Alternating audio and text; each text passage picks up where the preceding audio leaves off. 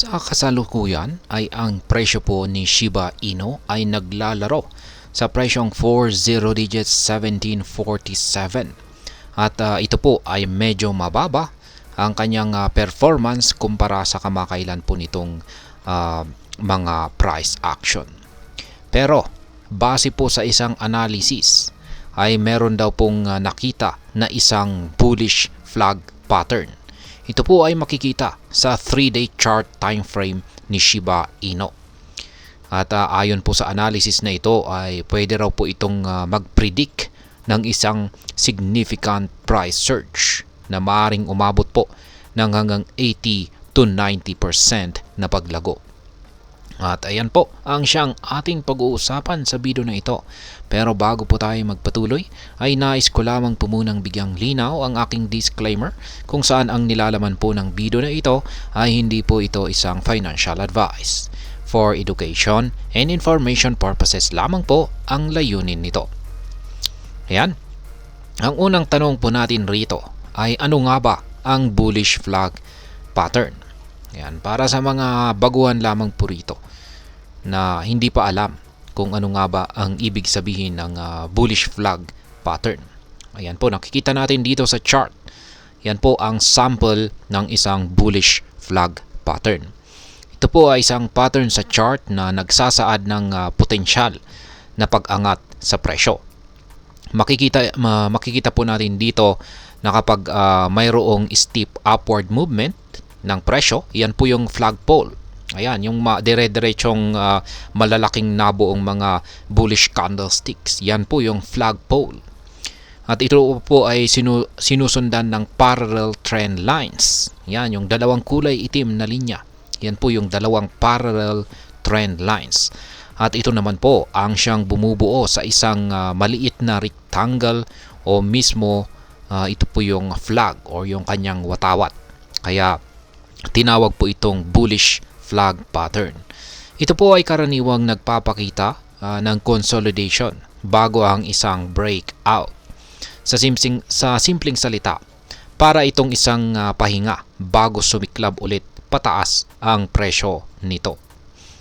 Ngayon ay ano ang nangyayari kay Shiba Inu ngayon? Sa kasalukuyan, si Shiba Inu ay nasa isang downtrend. Simula pa noong peak nito or yung umangat ito sa napakataas na presyo nitong nakalipas po na buwan ng March. Ang 3-day chart na ginawa po ni Clifton FX, isa po siyang kilalang crypto analyst, ay nagpapakita ng isang descending channel.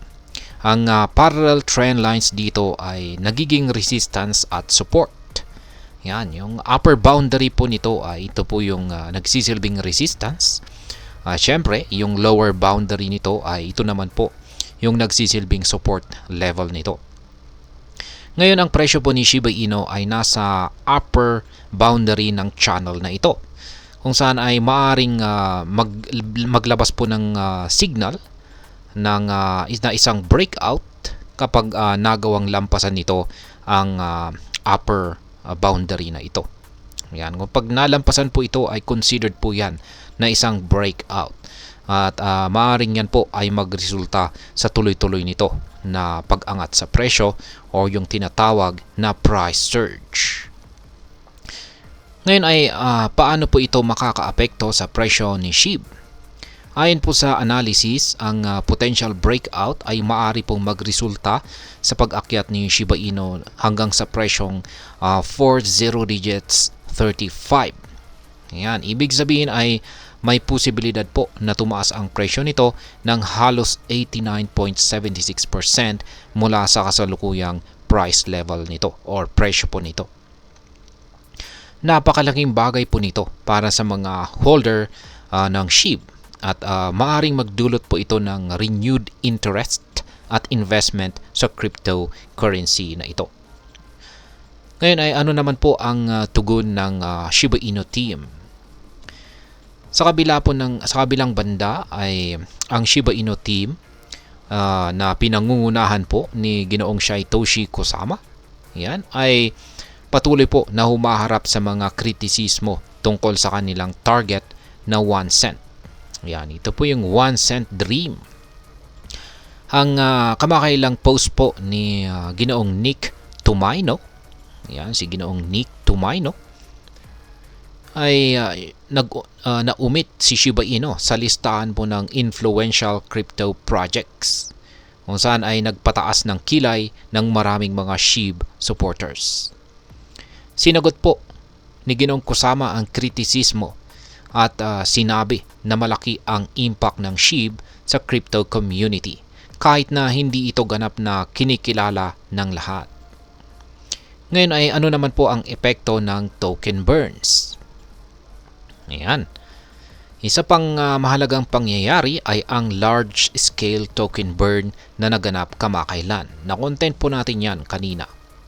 Ang SHIBurn platform ay nag-report po ng isang pagsusunog o burn na umaabot po sa 5.58 billion na SHIB tokens. At mula po yan sa isang anonymous wallet.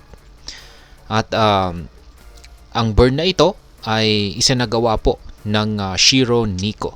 Isa po itong bagong meme coin. Ang layunin po ng token burns ay bawasan ang circulating supply ng SHIB, kung saan ay theoretically ay magbo-boost yan or magpapataas sa halaga ng natitirang tokens. Ito po ay batay sa basic supply and demand dynamics. Kapag mas konti ang supply, mas mataas ang demand. At kapag mas tumaas ang mas tumataas ang presyo. Ayan, kapag mas konti ang supply, mas tataas ang demand at magresulta po 'yan sa pagtaas ng presyo. Ngayon ay ano naman po ang mangyayari kapag nangyari ang isang breakout dito sa upper portion ng bullish flag pattern na ito. Kapag nangyari po ang inaasahang breakout na ito ay maaaring maranasan ni SHIB ang isang matinding bullish rally. Ito po ay magdudulot ng mataas na presyo na posibleng umakyat sa presyong 40 digits 3,500. Ayan, base po yan sa prediction ng analyst na nagbahagi sa chart na ito. Pero syempre ay kailangan po nating tandaan na ang cryptocurrency market ay lubhang volatile at unpredictable. Kahit na promising ang mga patterns at analysis ay hindi pa rin po garantisado ang resulta. Kaya hindi po 100% na makakaranas si Shiba Inu kung siya ay nagkaroon ng breakout sa pattern na ito. Ayan, pwedeng magresulta po ito sa isang false breakout lamang. Ngayon ay ano naman po ang aking sariling opinion tungkol dito. Ang cryptocurrency market ay palagi pong puno ng risk at opportunities.